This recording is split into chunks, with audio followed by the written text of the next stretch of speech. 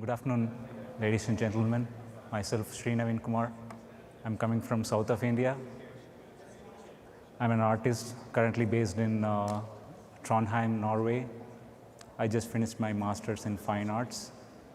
And Cyberia is like my project. I've been building this for over a year. So these are like interactive 3D NFTs on Cardano based on yoga, because I'm a person who is into yoga for the last 12 years, and it has tremendously changed me. And like 10 years ago, I didn't have this kind of confidence to do everything all by myself. So much, it helped me so much. So I wanted to kind of make a project that is kind of meaningful, but NFTs were like kind of an accident that happened to me last year when I was, say, like March 2021. One of my close friends back in India, he knew that I was trying something with NFTs, because in Ethereum there is a platform called Rarible.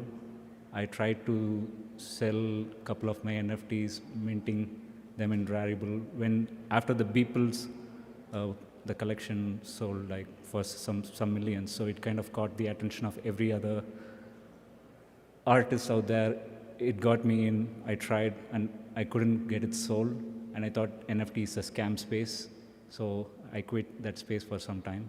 But later, at some point, I got introduced to, again, through Cardano NFTs, and I minted unsigned algorithms, which is like the first on-chain Cardano NFT, and I had no idea about what is on-chain Cardano NFT. So when my friend was explaining everything, from that point I started kind of exploring the NFT space.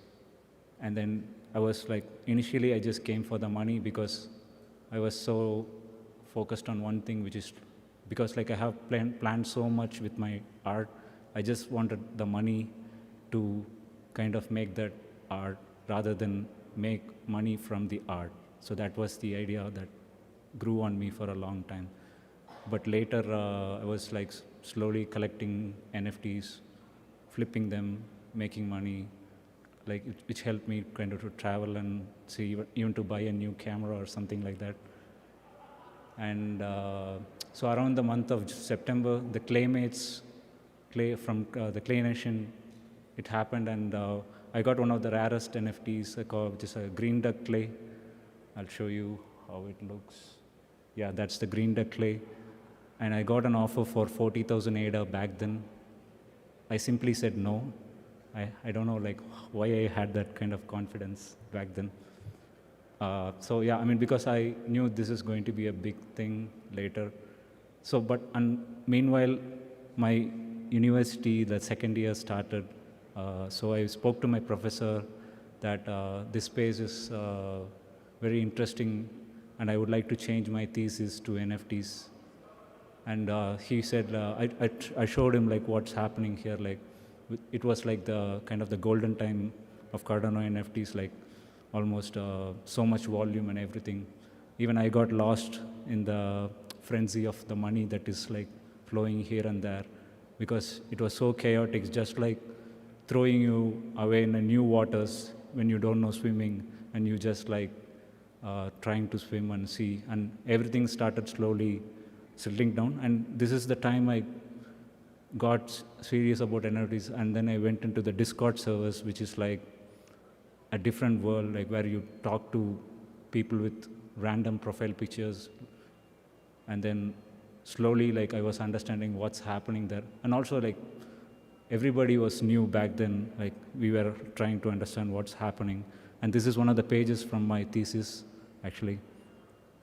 And in the Discord servers, it's not just about the NFTs anymore. Like we started having some personal conversations with a lot of people.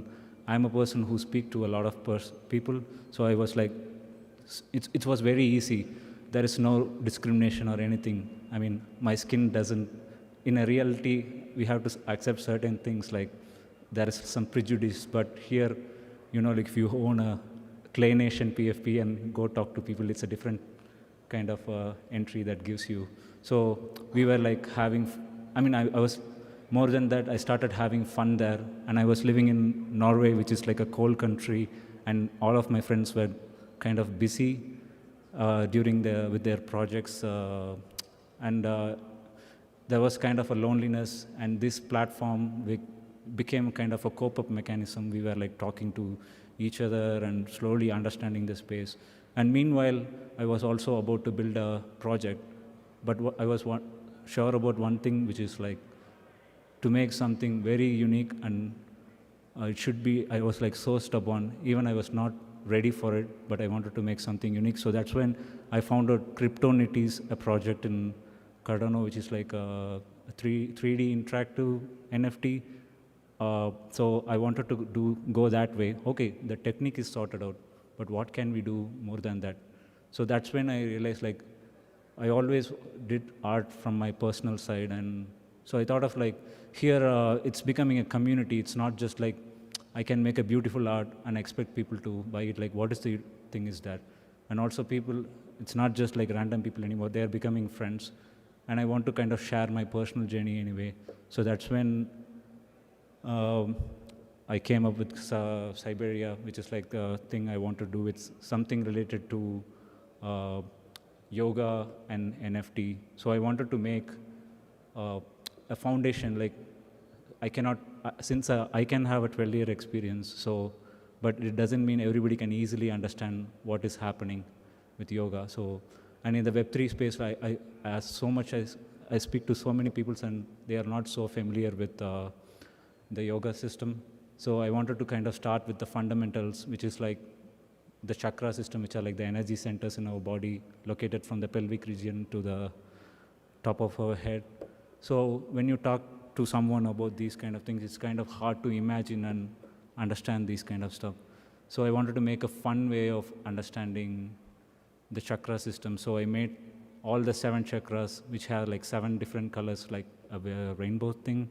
So I converted them, reimagined them as like interactive planets. You could see like each and every chakra has a, I mean, these are like totally my imaginations. So I think even a kid should understand that was my intention when I was making these planets. And also it has to be aesthetically pleasing. So yeah, I mean, art has to be aesthetically pleasing. That's my opinion in a way. And these are the 7 different planets I made. And these are like interactive, and I cannot show it right now. So it's like, these are like still images.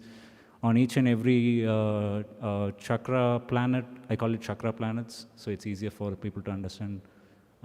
So on each and every chakra planet, there will be avatars doing those specific poses meant for each and every chakra. Here you could see different avatar, the same avatar doing different poses which are meant for each and every chakra. Usually these are done to balance that chakra. And actually this is Charles Hoskinson. I used him as a poster boy to kind of like get the eyes of everyone, because yeah, I mean, you have to know, like, as an artist, you have to understand how the space works. That's what I believe. And this is like one of the stills from the root chakra planet, and this is like a pose, and further poses are done in this way. And I plan to add JPEGs along with the interactive NFTs, because each and every NFT is like around 200 megabytes. So when you go into the pool PM and see your NFT, the JPEGs has to be load. It's like just 1 megabyte. It loads immediately. And so people will be like having an idea like what they minted from the collection. And these are like the different snapshots from the planets, like where the avatar's doing. So there are different skins for each and every avatar, because this is just meant for only for the collector's mindset. So I had to balance everything. And you know, like there is a collector's mentality. They try to collect. And it doesn't stop here, actually. I just wanted to make it more meaningful. So the people who collect these NFTs, they will be getting access to 7 weekends of yoga classes handled by Mr. Balaganesh. He's based in Pondicherry, Auroville, south of India. I'm from a different city, but we speak the same language. And this is like kind of a spiritual sanctuary in south of India. And he has one of his schools like somewhere located in this place. It's like a thing. So what I call like, this is like how the classes looks. So And the way the planets are distributed are like, I'll go back and show like why I distributed in that way. So the higher you go, it's hardest to balance the chakra. So which is like, the lower chakra is like a very common one.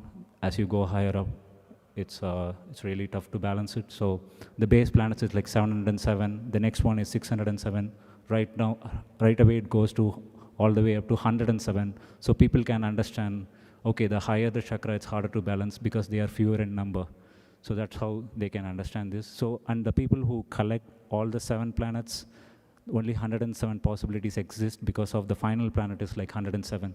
And the people who collect all those 7, there will be a raffle, and I'm planning to fly 7 of them to India for a week of yoga retreat, so that will be a life-changing thing. Of course, I would like to fly everyone, but with a minting price of 77 ADA, I cannot do that, so I did that way. So this is how the project stands as of now. And I believe experience is also the utility. It's not just like you get something and just like flip it for 10x. Like just like the previous gentlemen are talking about how JPEGs are using to make ton of money. And also you can bring utility and everything. And this kind of projects, I mean, some of my artist friends are like kind of still not okay with this space, like what's happening, and they take it personally. It's about like how you get in and do something, what change you can bring. You can simply blame the government and blame the government. It's the same thought. So as an individual artist, I did something, and I think meeting some nice people here gives me more confidence that the space is maturing and they are trying to accept these kind of projects and do something. Thank you for your time. Thank you for attention.